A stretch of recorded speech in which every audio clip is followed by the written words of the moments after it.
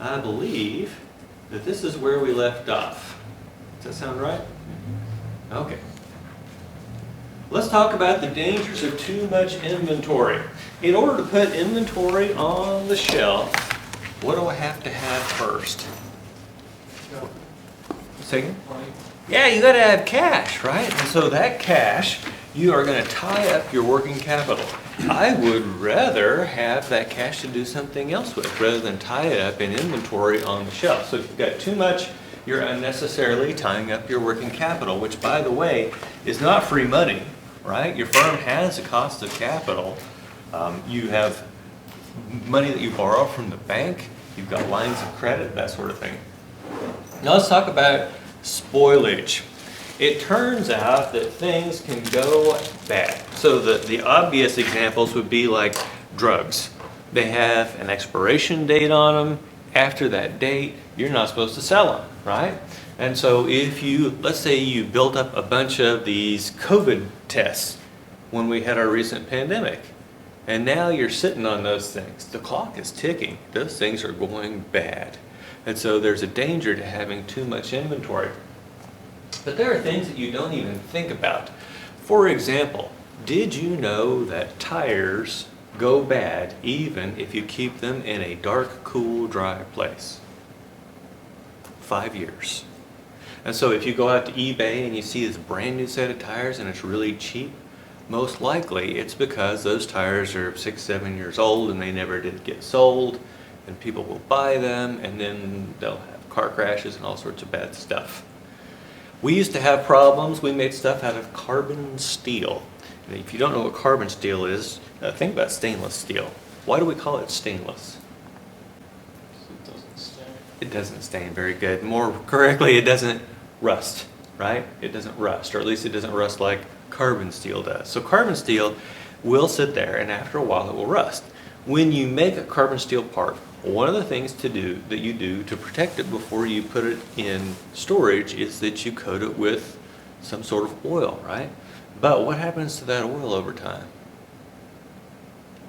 Maybe it evaporates and loses effectiveness, and then you end up with rust. And so there are all sorts of reasons that we don't want to put stuff on the shelf. Also, there is obsolescence. What's obsolescence? We'll get back to theft. Yeah, no one wants to buy it anymore. Now, does it mean it's defective? No. So think about this. You've got, your warehouse is full of iPhone 15s. And you've got way too many iPhone 15s. Eventually, what's Apple going to come out with? The iPhone 16. Now, you can still sell the 15s at that point, but what are you going to have to do? You're going to have to discount. What if, and people still are finding these things out there, like the iPhone 3GS, they'll find it new in a box. Now, those things are starting to become valuable as collector's items, but there was a long time where no one would have given you a dime for that. That's an obsolete product. You could think of another one being the transition from piston engines to jet engines in airplanes. Once we got the jet engine, you really don't see airliners flying around with piston engines anymore. So that's obsolescence. And so I don't want to keep a lot of stuff on my shelf because it might go obsolete. And then there's theft. Now, a lot of the things that I've worked with in the past, no one would have any inclination to steal them because they weren't something that you could turn around and sell on eBay. But what do you think about the Amazon warehouse out in Republic? Do you think that there might be any incentive for people there to steal? Yeah. Do you know what they make every Amazon employee do before they leave for the day? They go through like metal detectors, check out scanners, and they also, any bags that they have to be completely clear. Why are they doing that? People are scumbags. People will steal from you. And as I discussed about that really high dollar pigment, if they know something's valuable, even if they can't turn around and flip it, they might be stupid enough to go ahead and steal it. And so we're going to try to help people be honest. By the way, if I know that they're going to search me when I leave, what does that do to my likelihood to steal? Yeah, it puts it way down, right? And so that's something we have to watch out for here is theft. And let's see. I want to throw one more thing on here. And that is, if you make a small batch of something, and then you figure out that you screwed something up, it's a fairly easy problem to fix. But the accountant tells you, hey, wait a minute, it's much more economical to make a huge batch of this stuff and put it on the shelf. What the accountant isn't taking into account is if we screw that up, now we've got to throw that big batch out. And so there's another good reason not to make large batches of things and put them into inventory. Does that make sense? I saw the other day about some cookies that are deadly, and they basically made 3 months worth of these deadly cookies, so they're all having to be recalled now. I'll bet they had wished they only made a week's worth of deadly cookies, right? Because it'd be much easier to recall. So let's talk about the types of inventory demand, and we break it down into dependent and independent. A dependent demand is where the demand for that item is being driven by the demand for an upper level item. For example, when I ordered my last car, it started a whole cycle of things. They had to order the windshield, they had to order the wheels, and then they had to order, let's say, the seats. And those seats are not just one monolithic thing, right? They're going to create additional dependent demand because those seats have leather, they have foam, they have steel, and they have a wiring harness in them. And that wiring harness is going to drive further dependent demand. You're going to have wires, you're going to have connectors, all sorts of things like that. And so everything that gets rolled up and to become this final product is dependent demand. And then we've got independent demand, and that would be everything that's not dependent demand is independent demand. So this is where they're buying these things individually. So the buying of the car itself, that would be independent demand. And then there are some of the items that have both independent and dependent demand. An example would be spare parts for a car. Not only are you creating these parts to build the cars on the assembly line, but they're also being sold as spares. One thing bad that happened when I bought my car, it was the very first of the what they call the life cycle refresh or whatever. And so the interior was slightly different, and a piece got damaged in shipment. And when I asked, well, how long is it going to take to find this replacement part? It was going to be months. And that was because the supplier was only meeting the dependent demand for that part, not the independent demand. And so in the end, they actually ended up yanking the part off of a car at a port in New Jersey and sending it to Springfield to install on my car, which I thought was kind of nice of them. Okay, now let's talk about how we manage these things. Independent demand is we're going to manage through our sales order process or sales forecast. So let's think about the sales order process. If someone orders something and then we build it, it's build to order. But we could be doing build to stock. We could be doing build to stock, and then the sales order is pulling from our stock. Which one of those is going to create additional inventory? Build to order or build to stock? Yeah, build to stock. Now, which one's going to have the shorter lead time? Yeah, build to stock. Okay, now this building to stock is we do that through our sales forecast. So remember, we get our sales forecast from the marketing people. They tell us how many units we can expect to sell at a given price. And then we use that to kind of push things into the system. And so we have two types of production systems. We have push and we have pull. So if you're doing it via the sales forecast, that's push. And so one time I was told, in fact this was late 1998, I was told that our sales forecast is going to go up, that I needed to hire 6 more people. I raised my hand. I said, do I have to hire those 6 people immediately? And they said no. And I'm thankful for that because the sales forecast was wrong. If I had gone a bit ahead and hired those people and built those products to stock, I would have been stuck with extra personnel and extra inventory. And so this is really the worst way to go about it. Sometimes it's the only way, but it is the worst way. What do we prefer? We prefer what we call a pull system, and that is where customer demand is actually stimulating us to produce. In other words, if something gets taken off the shelf, ideally what we would do is produce one to replace it, right? We're not producing a batch that's going to sit there and go bad or get stolen. And so that's a pull system or a demand pull system. So how do we manage this dependent demand? Well, it's through the MRP or ERP system. MRP, Manufacturing Resources Planning, that's an older term. What does ERP stand for?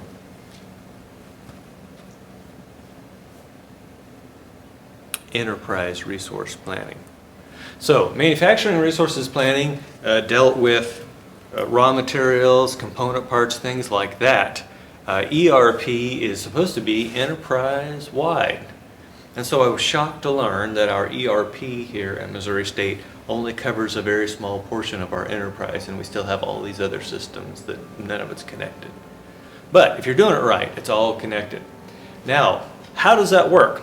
Someone puts in an order, and that someone could either be a customer service person working off the sales forecast to build the stock, or it could be from a customer.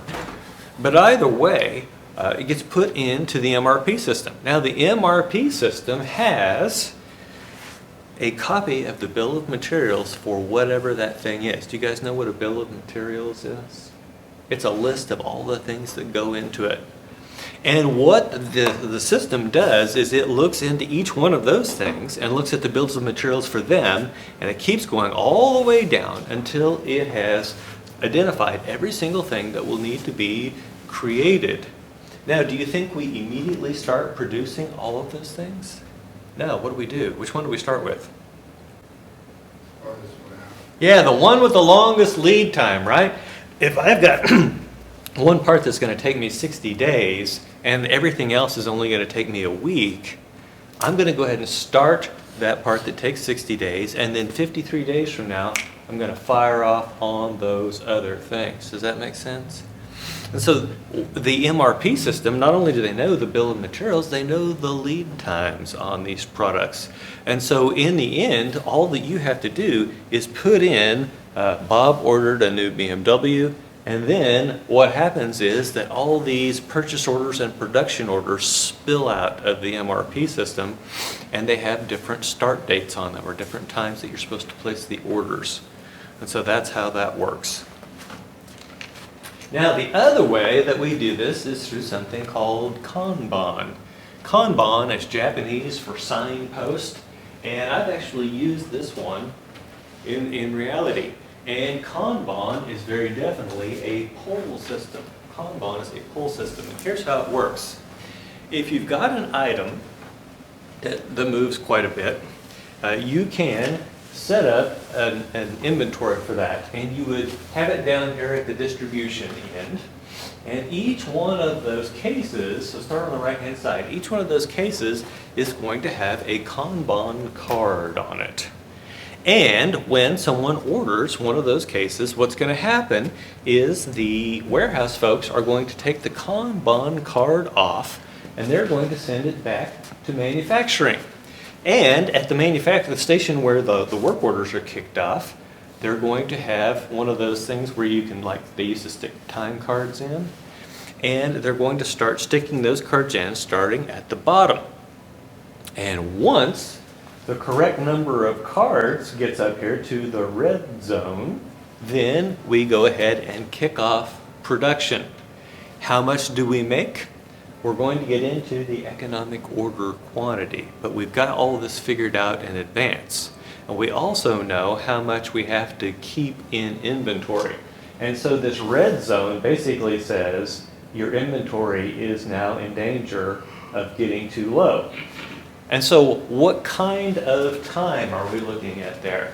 Well, we have to have the lead time to make this thing. The amount of inventory we should still have in stock when we hit that red zone is equal to our average daily consumption of that stuff multiplied by the lead time. So if it's going to take us 3 days to make this stuff up, we need to have 3 days worth of average daily consumption in inventory, plus a safety stock. Safety stock, why? Because does average mean that's always exactly the same? No. So sometimes we have an overrun here.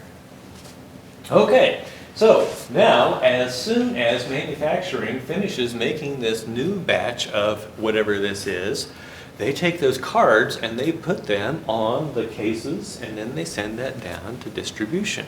And those cards just continue this cycle. The biggest problem we had with this system would be people losing cards, or a card would go home with someone in their pocket. And so this is a problem.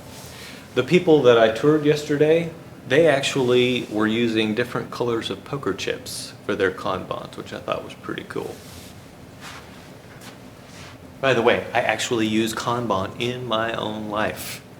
So my wife and I, when you get to be a certain age, you start having to take pills, and then your memory also starts to go, the days blend in to each other. And so they make these little pill caddies with the Monday, Tuesday, Wednesday, Thursday, Friday, right? And so that's actually a sort of a Kanban. And every morning I get my pills out, and then I pull my wife's out and set it at her place at the table. That's a Kanban. It triggers her to go ahead and take today's pills. Does that make sense? Okay. Also, whenever she makes a lunch, we have a Kanban card that we put out in my seat by the shoe cabinet, so I will remember to retrieve the lunch the next day. So you can actually build these things into your lives and be total nerds. Okay, questions about how Kanban works. Is Kanban pull or push? Pull. It's only creating production when stuff has been pulled out of inventory. How might that vary versus the sales forecast? If we're building to a sales forecast, we might have stuff on the shelf that hasn't sold yet, but the forecast for next month says more stuff's going to sell, so we're going to be creating even more. And you can find yourself quite easily up to your armpits in inventory.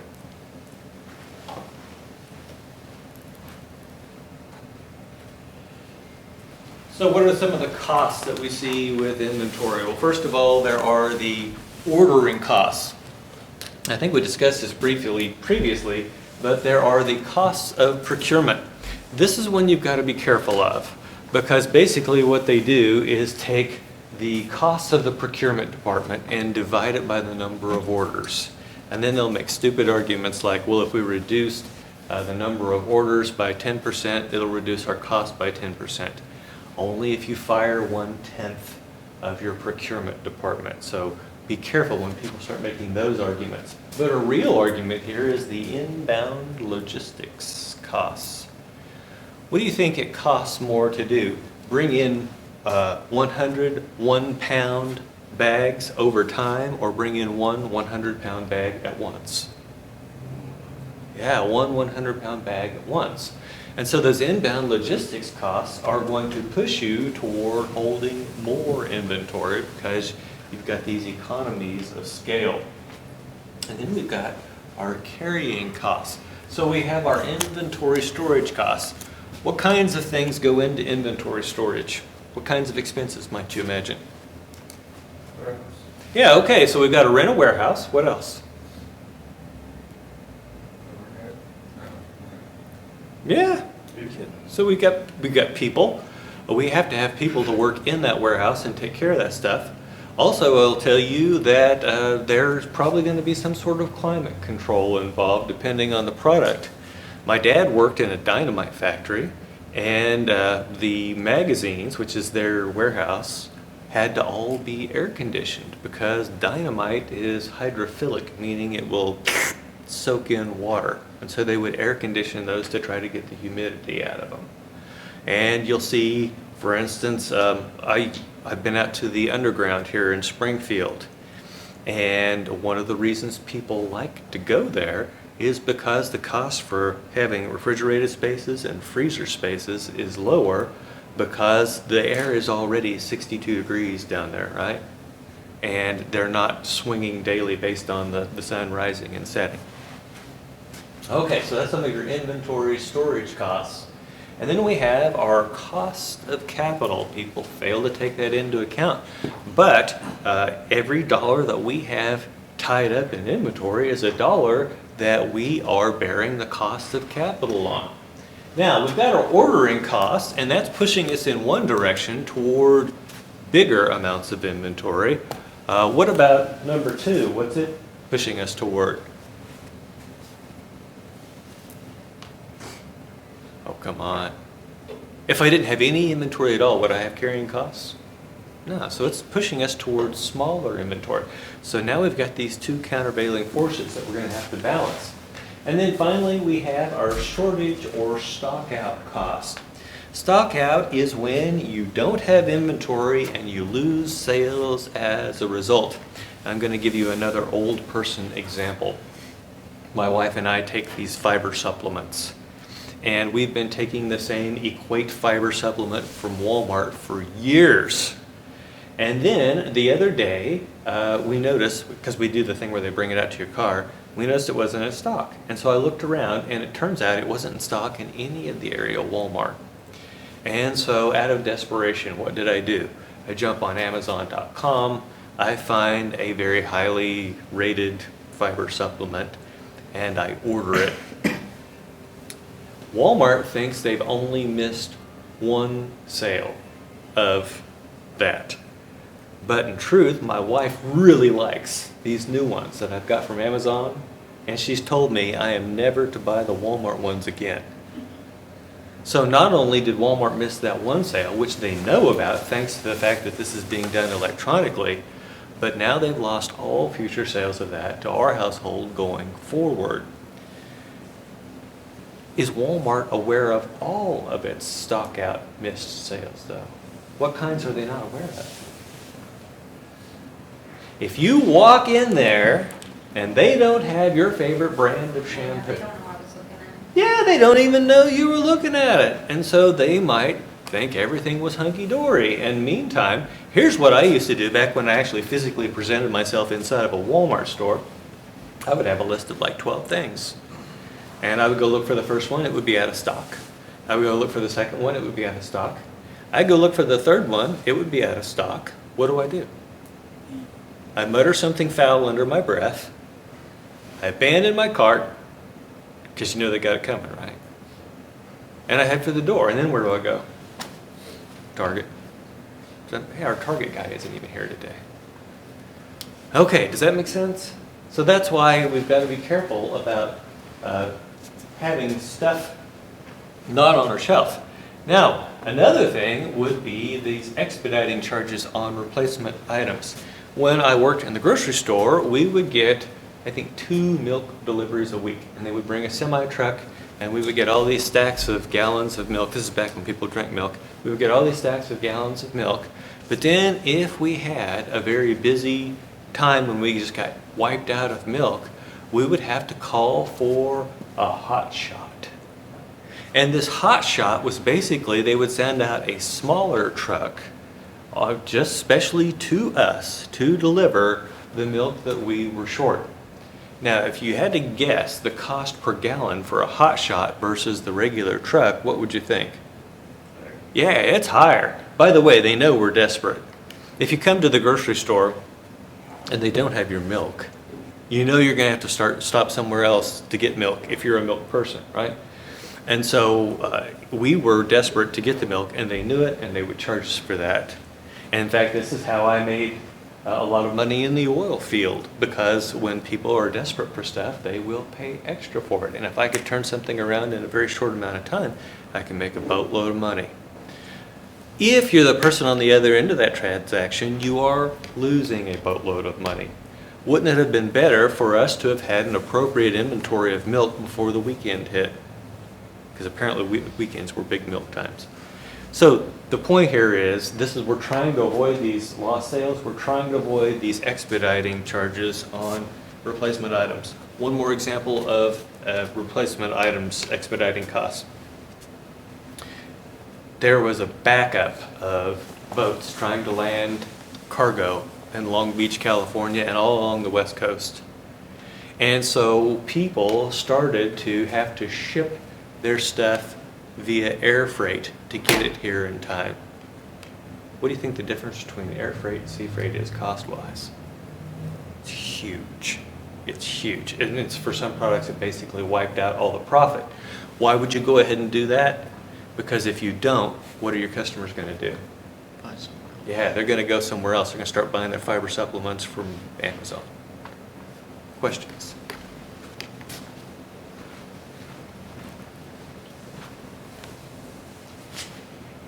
So let's talk about outsourcing inventory.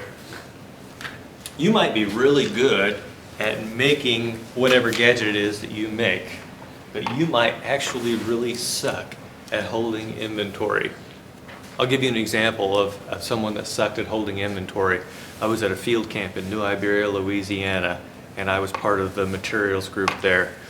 And they would always have stuff that basically just walked out.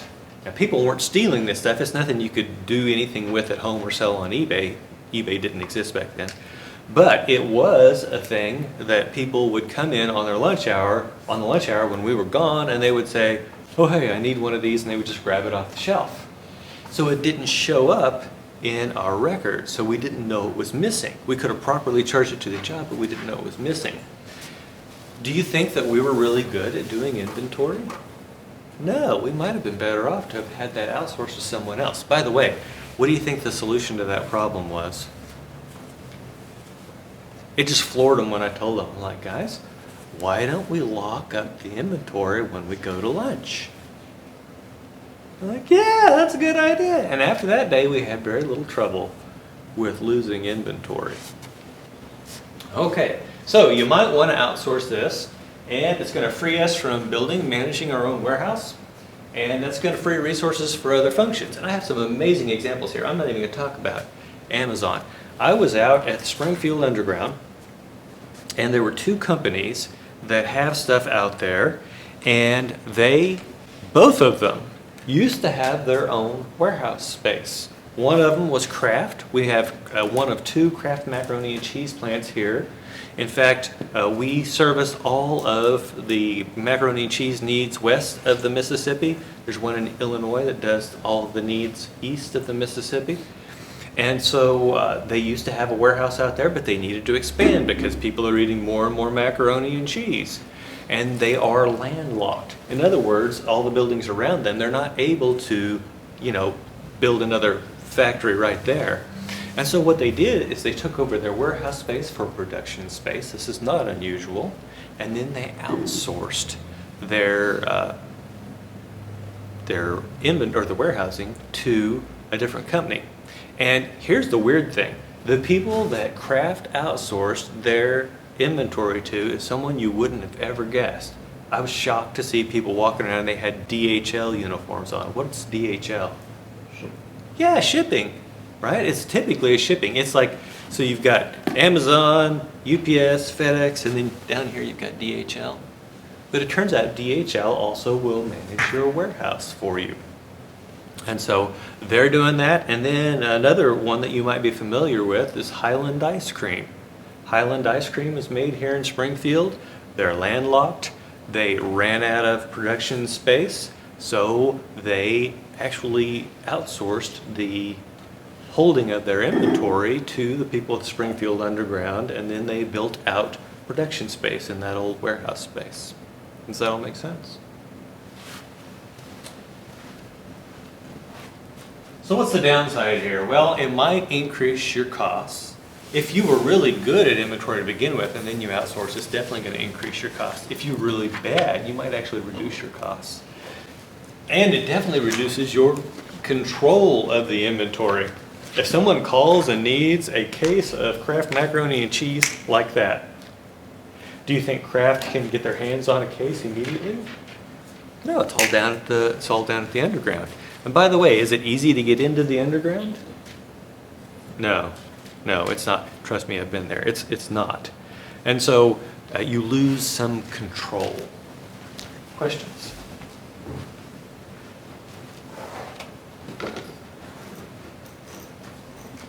So let's talk about controlling our inventory. We know that if something has value that we need to keep an eye on it. And so we've got to manage this stuff to keep it where it's not going to perish due to the environment and to prevent theft and damage. And so we actually have inventory in two senses. We have inventory that's physical, and then we have inventory that's on the books. Do you think these two things always match? Now, I just got through telling you about how sometimes these parts would just walk off the shelf at the field camp, and so therefore our book would not match what's in reality. And so how are we going to try to match these up? We have to ensure reality matches our book system through these things called audits and cycle counts. So the easiest one to explain is the daily cycle count. The daily cycle count is not 100% of your inventory. In fact, the last place where I worked, where I was involved in this sort of thing, our daily cycle count consisted of 12 part numbers drawn at random by the computer. So that takes the whole universe of part numbers that we have in our inventory and then creates this list of 12. And so what would happen is it would print out, and the sheet would have the date, it would have the part number, and then it would have a long blank line after it. The long blank line is for the inventory warehouse person to go out there, count this, and put the number in. Now, do I include on that sheet the number of items that the machine thinks are out there? So let's assume that the machine thought there were 144. Would I put that on the sheet? No, why not? You're not with that?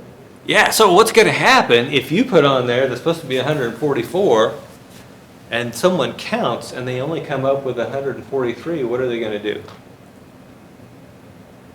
Yeah, I must have missed one. And they'll just go ahead and write down whatever the machine says is out there. In fact, if they're really lazy, will they even walk into the warehouse? No, they just write down the same numbers. It was all good today, right? And so you have this with the blanks, and then the warehouse person brings this back, and you enter that into the system, and the system then creates a discrepancy report. You were 3 short of this one, you were 2 short of this one, and you were 1 long of this thing. Let's talk about how you end up with shortages and extra stuff in inventory. Shortages are easy. How can you end up with shortages?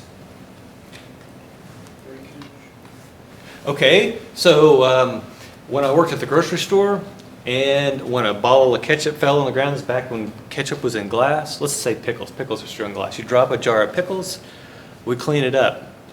Do you think we made any sort of entry? We should have, right? But we're like, forget it.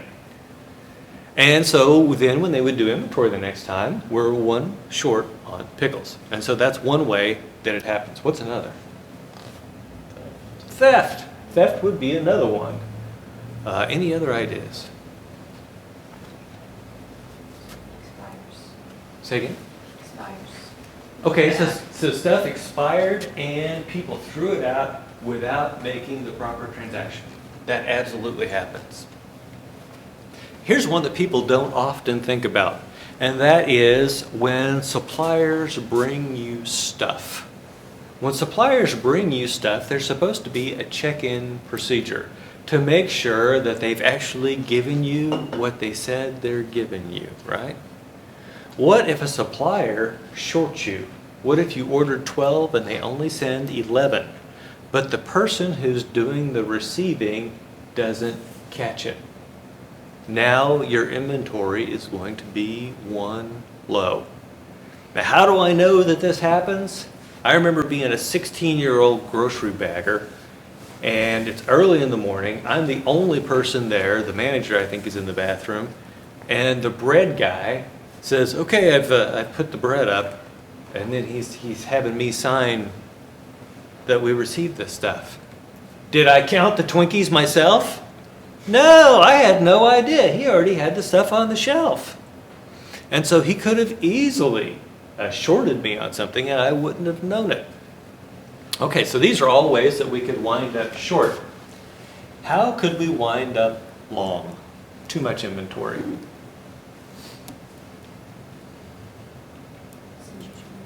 Yeah, so the supplier could have sent us too much, and similarly, the person that's checking it in didn't catch it. That would be a great way to wind up with long. Let's think about a really bad way we might wind up with too much inventory. What if you're making cars? We've already discussed that cars create dependent demand, right, for all these different things. And one of the things that cars create dependent demand for are airbags. You guys know about airbags?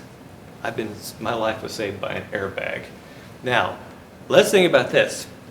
What does it mean if you've got one too many airbags on the shelf? You forgot to put one in a car. Oh man. Now, here's when it starts to get real for people. The warehouse person goes to the boss and says, hey boss, got one too many airbags. The boss immediately has to make a decision. Cover it up, or figure out when the last time that number of airbags was correct and recall every vehicle back to the time that happened. Which do you think is going to be more expensive for the company? Yeah, the recall, right? And so there's a lot of pressure on this manager. This manager, he knows he's going to make his bonus this year, and now suddenly, because of this recall, might not. Do you think there'd be a pressure for this person to just say, let's not worry about it, right? Couldn't there be like an ethical dilemma? Like, you might get hit with like a $50 million lawsuit versus like a $500 million recall. Yeah. Oh, yeah. Absolutely. Okay. So I'll get to that here in a second. Here's how people rationalize the decision that the manager is most likely going to make, which, by the way, is not the correct one. Manager's most likely going to say, let's not worry about it. And here's what they're going to say. What are the chances that the one damn car that we build without an airbag is going to get into a crash where that airbag would actually go off? That's how people will rationalize this. Now, having experienced luck firsthand, I can tell you that is the most likely car to get into a crash. That is the most likely car to get into the crash. So, of course, the ethical decision is to recall the cars. Now, what you're talking about is when people start to make a financial measurement of what's it going to cost us to do the recall versus the value of a human life. Roll back with me to 1973. Ford introduces the Pinto, the Ford Pinto. Now, here's the problem with the Ford Pinto. If someone hits it in the back, this thing goes off like napalm and creates an inferno that incinerates every co-ed in the car. And I say co-eds because that was sadly primarily the crowd that's driving this, right? College kids. Okay, now there was actually, they had a meeting and they drew some, they had probabilities, they had statisticians there, they had people figuring out what's the value of a human life. And they figured out that there were probably going to be 12 of these deaths per year, or however many it was. And they multiplied it by their estimate of the value of the human life. And they said, well, wait a minute, it's actually cheaper just to let these people die. Now, from a maximizing shareholder wealth perspective, it sounds like they've made the right call. Except for one thing. Do you think this stuff eventually comes out? Everything eventually comes out. Go through life with the assumption that everything eventually comes out and you will not get fired or go to prison, most likely, right? Okay, so then when it came out that Ford was basically gambling with the lives of our most precious resource, college kids, what do you think the situation was for Ford then? Do you think Ford was like, oh crap, we should have just recalled those cars, right? And by the way, the cost per car is something like $3 or $4. It's just that they had made so darn many of the cars that it was cheaper to let people die. Isn't that sick? Okay, let's see. So that's the daily cycle count. Now, like 4 times a year, we are going to do a wall-to-wall cycle count, which is everything. And what's going to happen at that point is we are going to freeze transactions in and out of the warehouse. And so it means that we're not building new stuff up, we're not taking stuff out, we're going to freeze the transactions, and then we're going to look at what the system says we should have in there, and we're going to go out there and we're going to count all those things, and we're going to find these discrepancies. Questions?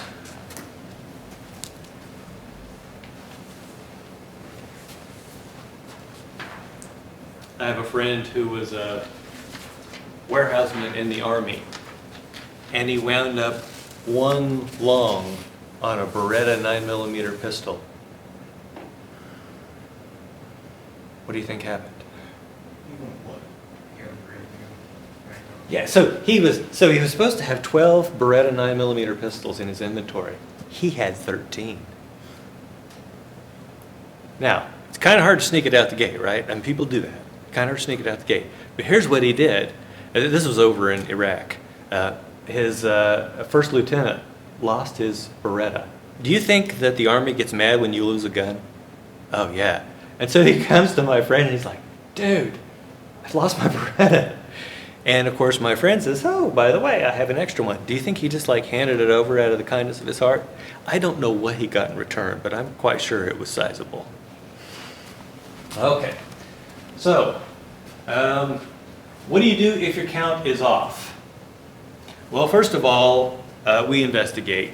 We try to figure out if something is short. One of the first things that you want to do is actually go to the location and look, because sometimes the stuff got pushed over behind something else and it just got missed in the count. That's the first thing I would do. My wife and I go to the grocery store and we like DiGiorno pizzas, and they'll have like the Supremes or whatever, and they'll have them in the pepperoni slot. And my wife's like, oh, they don't have pepperoni. I'm like, wait. And so I dig through, and sure enough, there in the back, we'll be able to find pepperonis. Now, if I had just tried to count those based on, how deep they were, then I would have overcounted my Supremes and undercounted the pepperonis. Does that make sense? So that's the first thing I do, is go out there and actually take a look. Our last resort is to actually go into the machine, and then we take a write-off for whatever inventory we can't find. And then if we're long, we need to figure out, is this something that we should have put into a product and it has not been put in? And then we have to answer the question, what do we do now? Questions? By the way, if you have a conscience at all and you make one of these, probably won't hurt us decisions, what do you think happens to the quality of your sleep after that? Yeah, it goes down, right? Always better to just rip the Band-Aid off and take care of this sort of stuff. Go ahead, report it, push it up the chain. If you don't get your bonus this year, it's not going to kill you. Questions?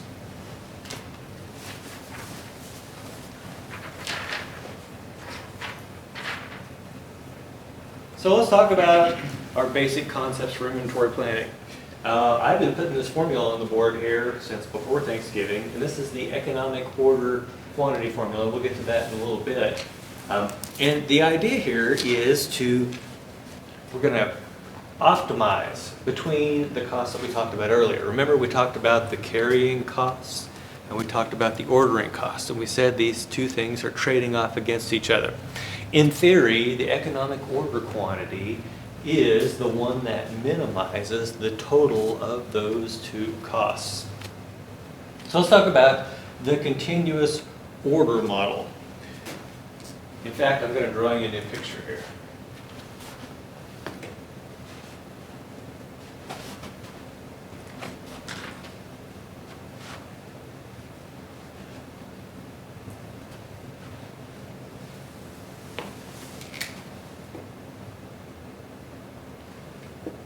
That's time. This is inventory. And what we're going to have, we're actually going to have, this only says predetermined safety level. That's not actually correct. What's going to happen is you're going to have the safety level down here. And then you're going to have the reorder point up here. And so we're going to start out with our inventory up here, and we are going to pull things out of our inventory as we sell it until our inventory hits the reorder point. At which point we are going to put in an order for the economical order quantity of this amount of stuff. And then, do you think we get it immediately? You think it just shows up immediately? No, all this stuff has a lead time. And so what we're going to do is we've got our average daily unit sales times our delivery lead time plus our safety stock. That's going to give us this reorder point. So that's your formula for your reorder point.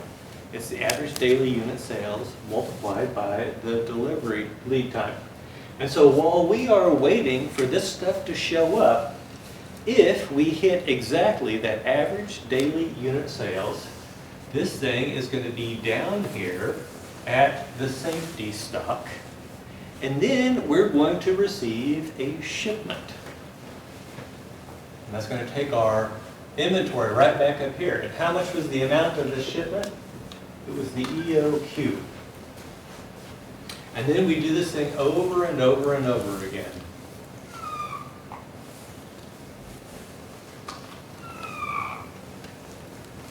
So it's going to happen over and over and over again. That,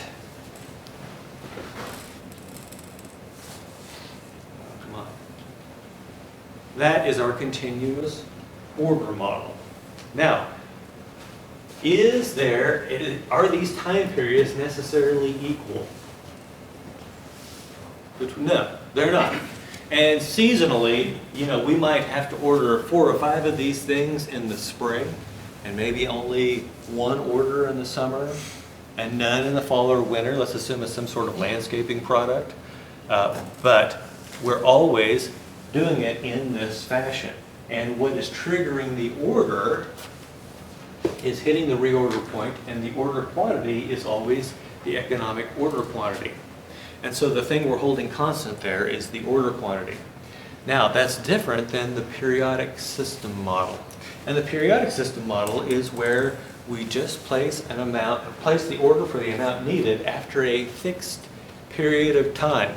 My wife and I use the periodic system model for our groceries. So here's how that works. We open up the pantries, we open up the fridge, we open up the freezer, and we see what we need. We put in the order at Walmart, and then we set up a delivery or a pickup time 4 to 5 on Sunday afternoon, and we go get it. That time period is the same every week. Do you think the amount that we order is the same every week? No, sometimes. So let's say we had a week where we had a bunch of times when we had to eat out because of business stuff and whatnot. Our groceries are going to be, our quantity is going to be lower, but the time period stays the same. So that's your periodic system. So what do you typically see more in big manufacturing operations? You're going to see this continuous model more in big manufacturing operations. Also, the periodic system is used in grocery stores. We used to basically go around and see what we needed twice per week. And we would get trucks in twice per week. And so some of the trucks were smaller, some of the trucks were bigger. If we sold less stuff got ordered and less stuff came in on the truck. I used to have to work the overnight stocking shift. And when they would open the doors of the truck, if it was a small truck, we were thrilled, right? Because we didn't have to bust our humps to get it out during that overnight period. But when they opened the doors of the truck and it's like packed all the way to the back, you knew it was going to be a bad night. That's the periodic system model.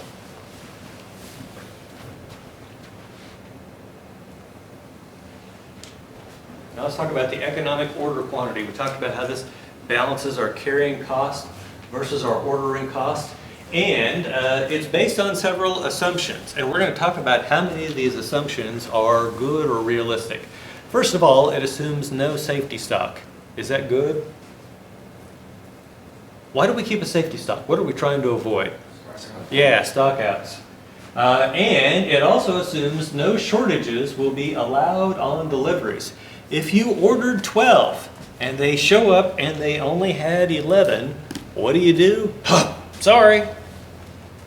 You reject the whole load? I don't think so.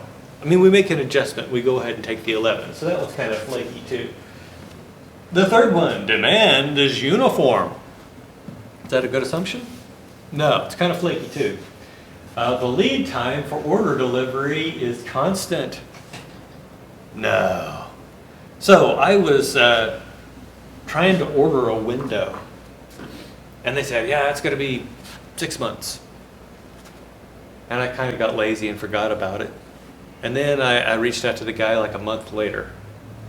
And I says, so we're still looking at a 6-month lead time? He says, no, now it's 9. Right, it took me like 2 years to get that window installed. So the lead time for order delivery is not constant. And then finally, it doesn't consider stockout costs.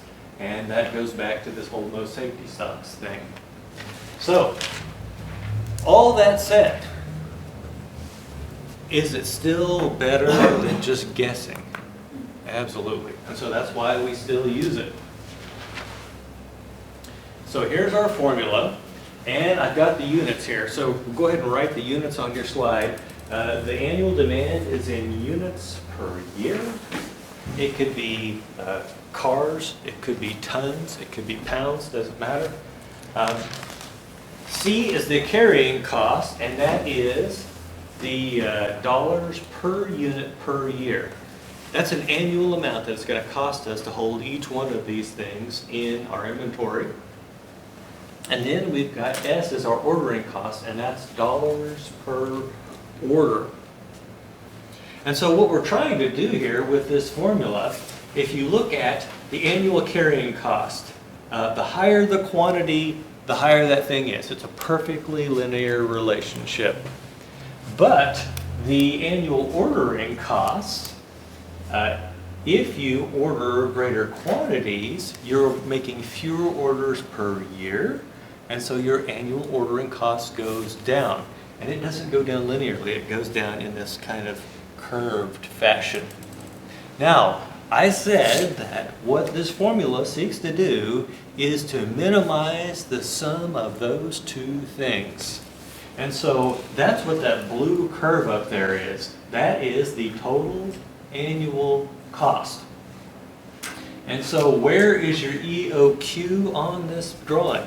It's at the bottom of that total annual cost curve.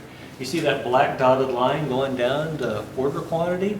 That would be your EOQ. I don't know why that's not on the slide.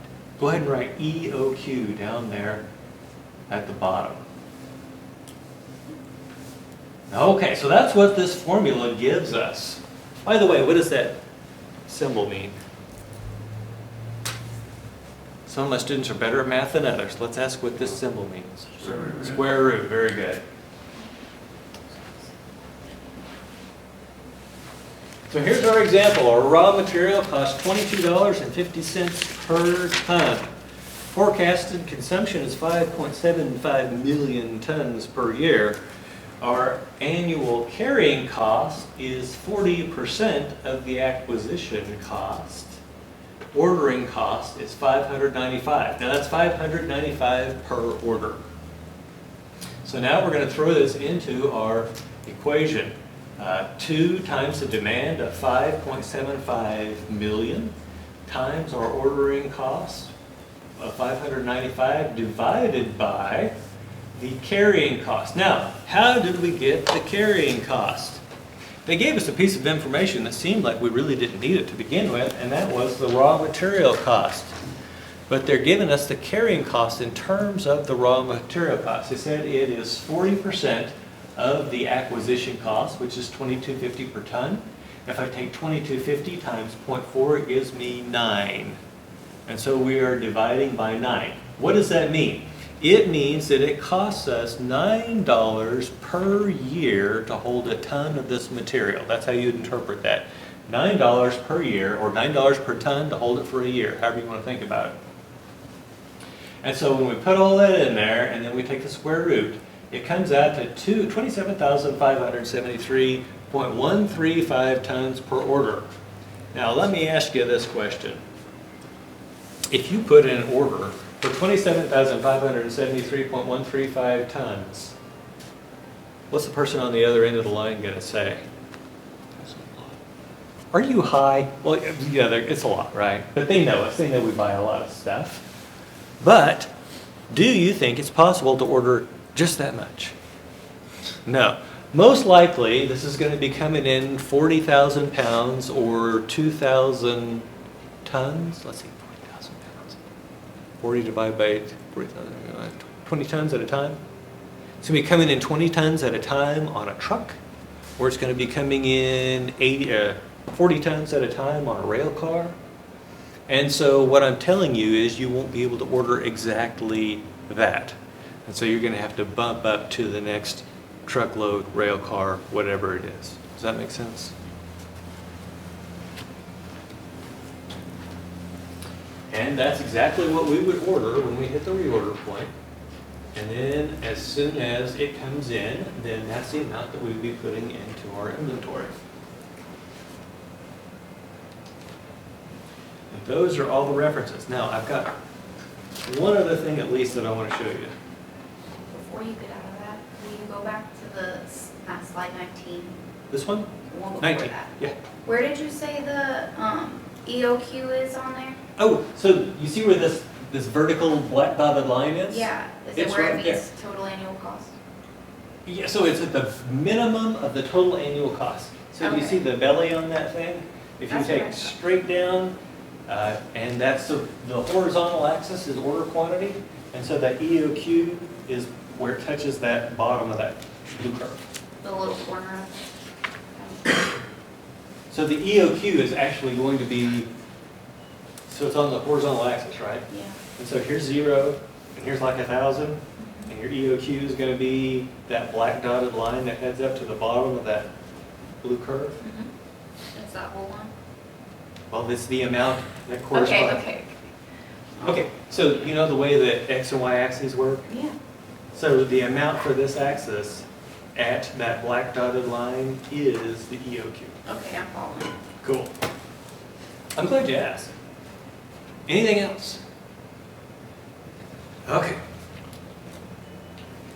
So let's talk about making sure that you actually have the stuff in inventory that you need. This is one of the weird things that I sell on my Etsy site. They're these 3D printed rings. Got one on right now, which is hugely amazing. Anyway, back to the story. How can I make sure that I can meet 95% of orders with something that is already in my stock? Well, I would have to know something about the sizes that people wear. And so what I did is I went out and found this. It's from myirishjeweler.com or some stuff like that. But let's make the assumption that Irish people's fingers are not that much different from ours, right? Okay, so we've got these two histograms, by the way. Do you see what they represent? We've got men's and women's. Does it surprise you that men have bigger fingers? Shouldn't. Does it surprise you that men are less likely to buy rings? No, shouldn't. But let's assume that I am only going to cater to women. So get rid of the dark blue bars in your mind. And what we're left with over here is a histogram that looks a whole lot like what kind of distribution? Yeah, the normal distribution. So what I could do is figure out what is the average size that our women order, and I could figure out what's the standard deviation. And from that, I could look at my normal probability distribution. And if I wanted to make sure that I could meet 68% of all orders from stock, all I would have to do is hold those sizes that are mean plus or minus 1 standard deviation. But what if I were going to try to meet 95% of all my orders from stuff I already had in stock? What would I do? How much would I carry? Yeah, so I would hold mean plus or minus 2 standard deviations. And what if I wanted to meet 99%? I would do mean plus or minus 3 standard deviations. Now here's what you need to get out of that. I am holding 1/3 as much inventory to make 68% of people happy versus making 99% of people happy. And so there's this big trade-off, and you've got declining marginal gains from carrying additional inventory. So keep in mind that first, the doubling of inventory that took place here led to an increase from 68 to 95%. But then adding the same amount again only brought me from 95 to 99%. How do you decide what, this is called the level of service. How do you decide what level of service you're going to provide?